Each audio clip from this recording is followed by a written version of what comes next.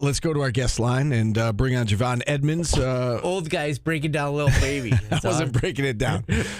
Football reporter for Syracuse.com. Javon, sorry to keep you waiting.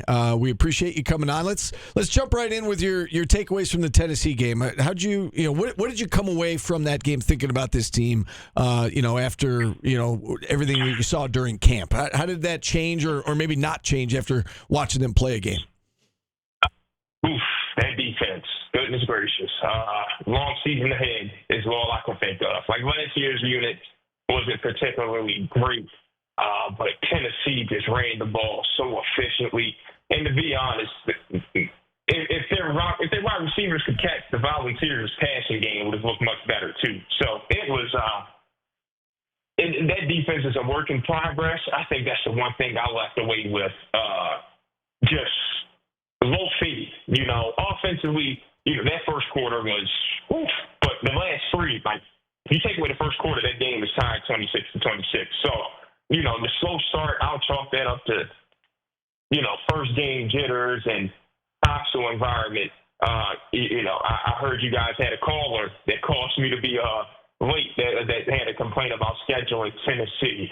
I don't think switching to bad scheduling is the solution, but I will say this. The Athletic kickoff being named a neutral site this year was an absolute joke. Like, everyone knew Tennessee was going to have home field advantage against Syracuse. Everyone knew South Carolina was going to have home field advantage against Virginia Tech. So I know in technicality, the book will say those are neutral site games.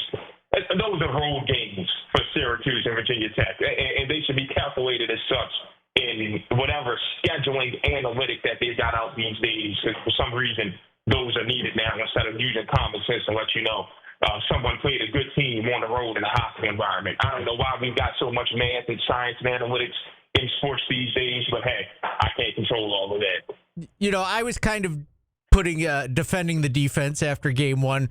I feel like you can't make a measuring stick out of a Tennessee game yet. But if they struggle against the UConns or they have another game like they did last year against BC, that's where the problem is. Do you think it was more of a Syracuse matching up against Tennessee thing, or do you think this is going to be a problem all year? So here's my retort to that. You didn't hire Fran Brown to say, oh, well, it's Tennessee. Like, you hired Fran Brown so that you can compete with Tennessee. And that was his answer. Like, was Tennessee good? Absolutely. But I'm not going to be okay with gave up 5 sets because of Tennessee. That's not the mindset. So I'm with Fran on that one. You hired Fran Brown to compete with Tennessee. So it is a measuring stick in my eyes because if that's the case, if you're going to say, oh, it's Tennessee, then what are you doing? Where are you trying to go as an athletic department and as a football program? So I think you have to use that as a measuring stick. If you can't say, you'll evaluate Tennessee on a curve, but then, UConn's going to be the end-all be-all. UConn's an independent, It's a basketball school up in Stores for all intents and purposes. So I think you have to grade Tennessee right down the middle. I think you got to grade this game coming up Saturday right down the middle because Jim Mora Jr. is actually building something over there. But the only game on the schedule that you say you're tossing out in terms of evaluation is Colgate, So I think you have to look at that game and say, hey, you got to work on stopping the run. You got to work on getting these running backs down. You got to work on the defensive line closing gaps. You got to work on the linebackers getting there earlier when those gaps are exposed.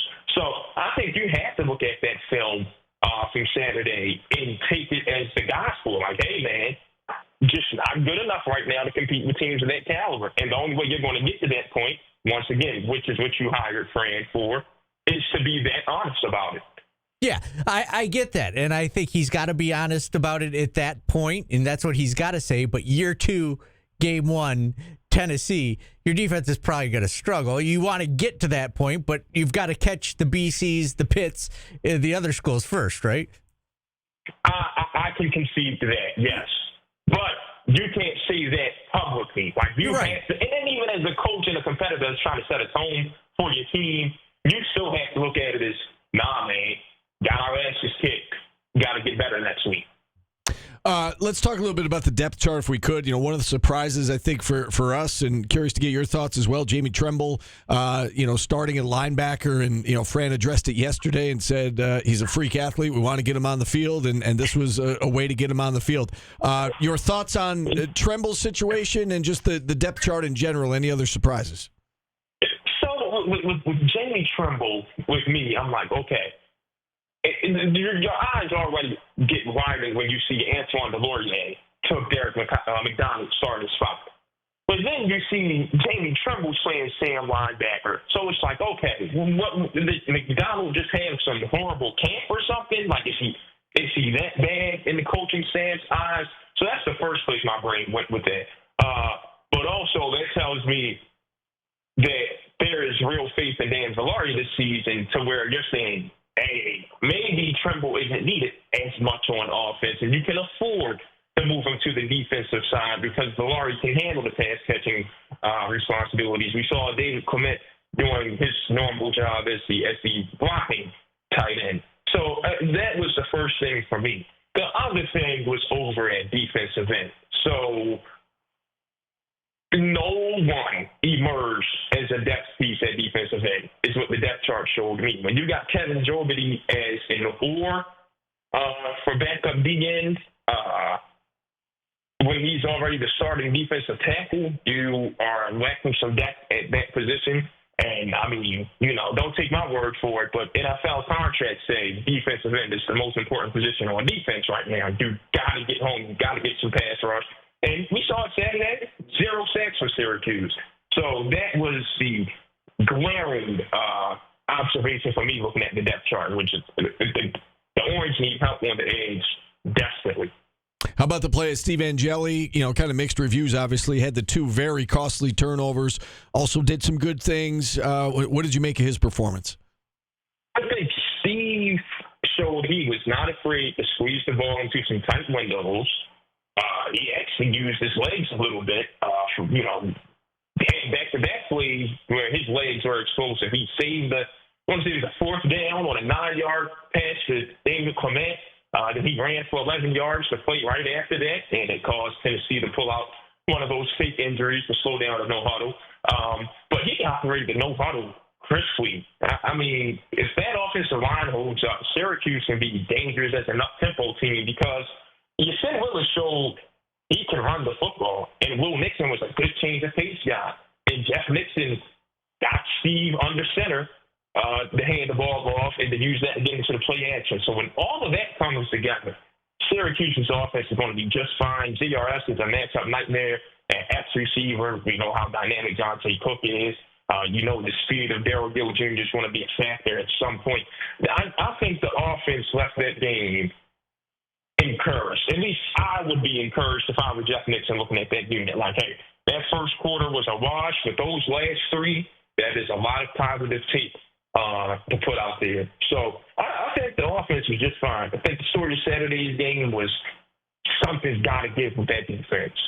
All right, let's look ahead to UConn. And, it's one of these games that the Huskies probably better than most people would expect them to be. We saw the Vegas line opened up around 9 points. It's since come down to a touchdown or even under a touchdown.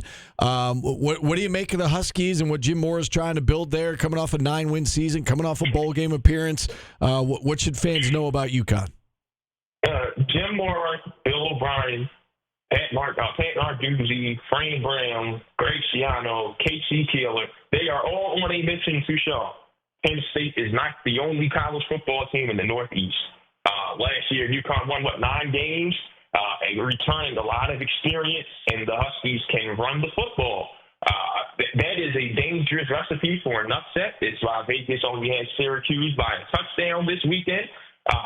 I don't think the Orange can take UConn lightly. Fran won't allow them to. This is going to be a brutal week of practice for Syracuse, to say the least. And they're going to have to be ready to play. That is a team with experience in all of the key positions, and a coach that has been around football his whole life, the son of a legend. That is the definition of a trap game. If I were a schedule maker, that game would have been on national TV, not Colgate next week. I think that is one of the more intriguing matchups of the weekend. I think the ACC has two, between that one and three actually, between that, the Vanderbilt Virginia Tech game and the Illinois Duke game. There are some real measuring stick, entertaining games in the ACC this weekend. So I think this game actually means a lot for Syracuse. They will learn a lot about themselves on Saturday. Yeah, certainly with you, Javon. We got to run. We appreciate the time as always. Great insight. Enjoy your week, and I'm sure we'll be talking SU football with you again real soon. Oh, absolutely.